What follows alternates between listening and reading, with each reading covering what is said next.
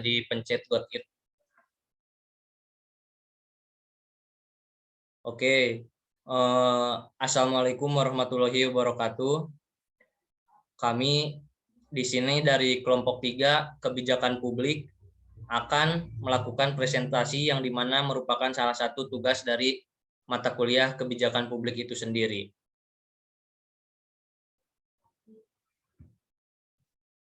Di mana kelompok kami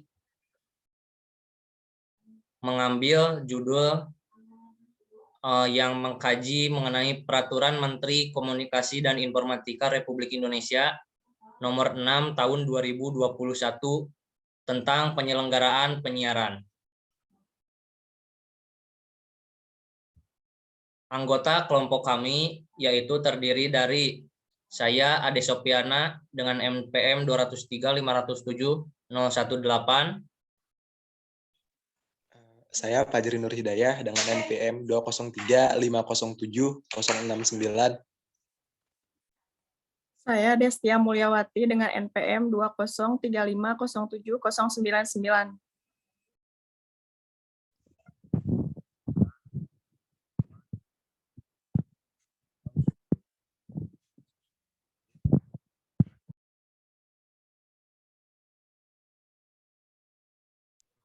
Saya Muhammad Reza Saputra dengan NPM 203507072.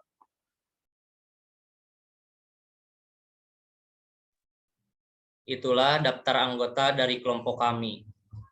Dan selanjutnya mengenai pemaparan selanjutnya akan dibacakan oleh Destia, yaitu mengenai tujuan dari kebijakan ini sendiri.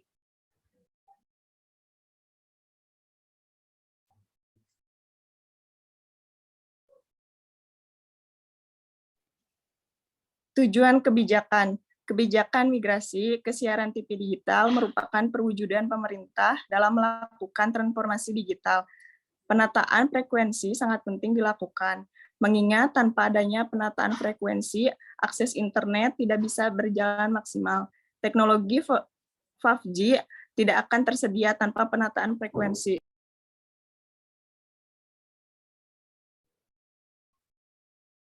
Dan selanjutnya mengenai peta aktor akan dipaparkan oleh Fajri.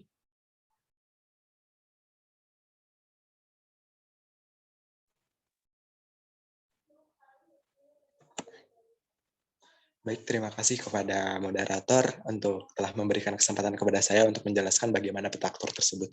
Sebelum saya menjelaskan peta aktor tersebut, ada kalanya kita melihat ke belakang gitu, di mana zaman sekarang merupakan zaman eranya teknologi informasi, di mana hampir setiap informasi ataupun yang kita lakukan itu secara terhubung melalui teknologi. Maka dari itu, peta aktor dari kebijakan tersebut yaitu adanya dari Kementerian Komunikasi dan Informatika Republik Indonesia yang tertuju kepada masyarakat Indonesia. Siaran TV digital merupakan teknologi yang membuat pemirsa di rumah mendapatkan gambar yang jernih, suara yang berkualitas, serta gratis dinikmati oleh seluruh masyarakat Indonesia. Migrasi ke TV digital itu gratis, tidak dipungut biaya apapun. Untuk meringankan masyarakat, tidak usah berlangganan TV kabel. Cukup pakai antena yang biasa saja dengan menambahkan set-top box. Ketika melihat dalam hal ini, kita bisa mengetahui bahwasanya peta aktor di sini ada dua orang, yaitu antara Kementerian Komunikasi dan Informatika Republik Indonesia, dan yang kedua itu rakyat Indonesia sendiri. Terima kasih.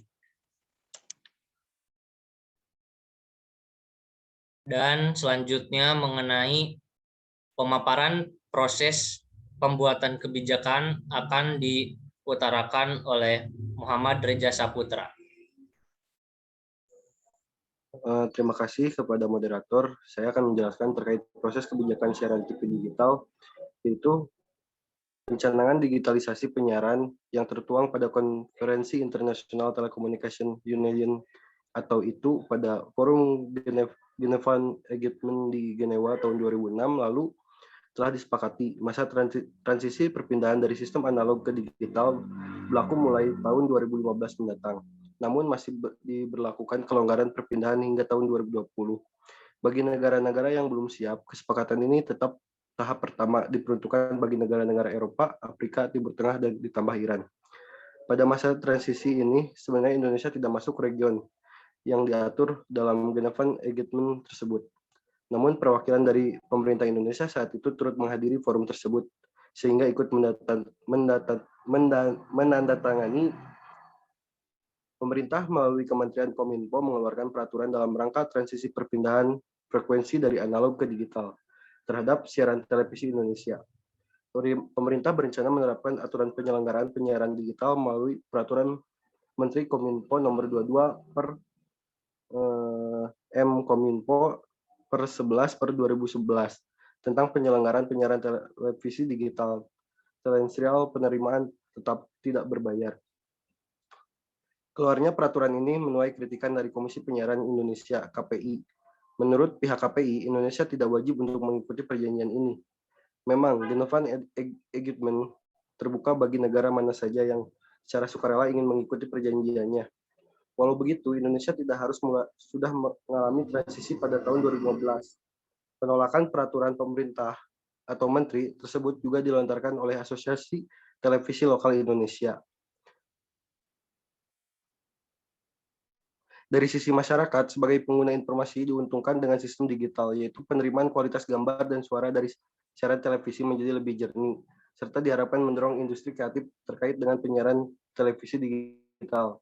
Telensial penerimaan tetap tidak berbayar. Namun dengan dikeluarkan peraturan tersebut, membawa konsekuensi terhadap lembaga penyiaran yang secara bertahap akan mengganti peralatan sistem pemancar dan jaringan serta sarana prasarana pendukung siaran lainnya, memerlukan biaya cukup tinggi. Ini yang menjadi keberatan lembaga penyiaran.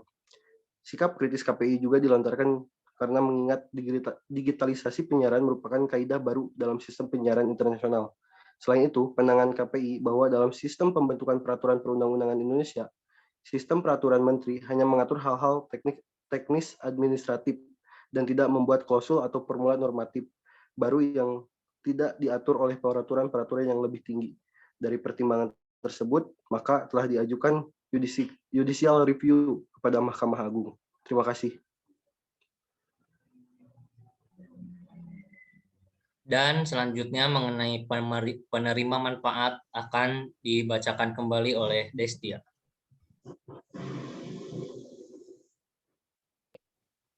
Penerimaan manfaat dari kebijakan tersebut yaitu 1. Negara, 2. Masyarakat, 3. Masyarakat kurang mampu, yaitu yang menerima bantuan set-box gratis TV digital.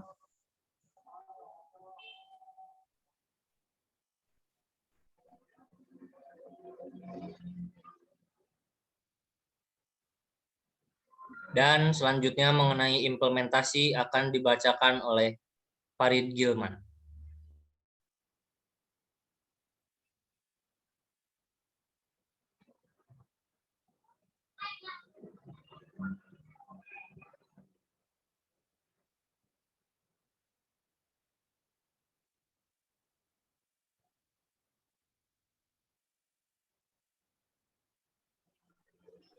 Gilman, mikrofonnya dinyalakan. Implementasi. Berbentuk siaran analog. Tahap pertama, penghentian siaran TV analog dilakukan pada 30 April 2022. Tahap kedua, 25 Agustus 2022. Dan tahap ketiga atau paling akhir 2 November 2022 dan berbentuk pembagian stop box ke masyarakat kurang mampu. Hal itu sudah ada pada konstitusi dari Perkominfo itu. Tahapan analog switch off, pasal 63. 1. Penghentian siaran televisi analog dilakukan dengan berpedoman pada tahapan berdasarkan wilayah layanan siaran dengan keseluruhan waktu pelaksanaan yang tidak melewati tanggal 2 November 2022 pukul 24 pukul 20 pukul 00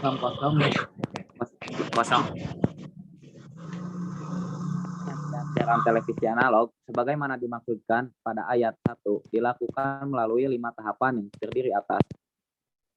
Tahap 1 paling lambat 17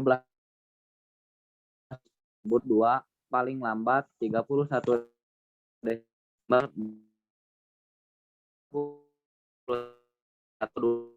tahap paling lambat 17 Agustus 2022, dan tahap 5 paling lambat 2 November 2022. Tahapan sebagaimana dimaksud pada ayat 2 tercantum dalam lampiran 4 yang merupakan bagian tidak terpisahkan dari peraturan menteri ini. Terima kasih. Dan selanjutnya mengenai pemasukan dalam konstitusi mengenai pembagian stop box, yaitu akan dibacakan oleh saya sendiri. Mekanisme penyediaan. Mekanisme penyediaan pasal 64. 1. Pemerintah membantu penyediaan alat bantu penerimaan siaran STB kepada rumah tangga agar dapat menerima siaran televisi secara digital melalui terestrial. 2. Penyediaan alat bantu penerimaan siaran STB kepada rumah tangga miskin sebagaimana dimaksud pada ayat 1 berasal dari komitmen penyelenggaraan multiplexing. 3. Dalam hal penyediaan alat bantu penerimaan siaran STB sebagaimana dimaksud pada ayat 2 tidak mencukupi dapat berasal dari A. Anggaran pendapatan dan belanja negara sesuai dengan ketentuan peraturan perundang-undangan. B. Sumber lainnya yang sah sesuai dengan ketentuan peraturan perundang-undangan. Dan cukup sekian presentasi dan pemaparan mengenai peraturan Menteri Komunikasi dan Informatika mengenai pengalihan dari TV analog ke TV digital, yang dimana sudah tertuang dalam konstitusi yang resmi. Dan kajian ini semata-mata merupakan kajian yang akan memberikan sebuah gambaran dari alur mekanisme proses politik, implementasi, dan lain-lain mengenai peralihan dari TV analog ke TV digital. Sekian. Dan terima kasih. Wassalamualaikum warahmatullahi wabarakatuh. Waalaikumsalam warahmatullahi wabarakatuh.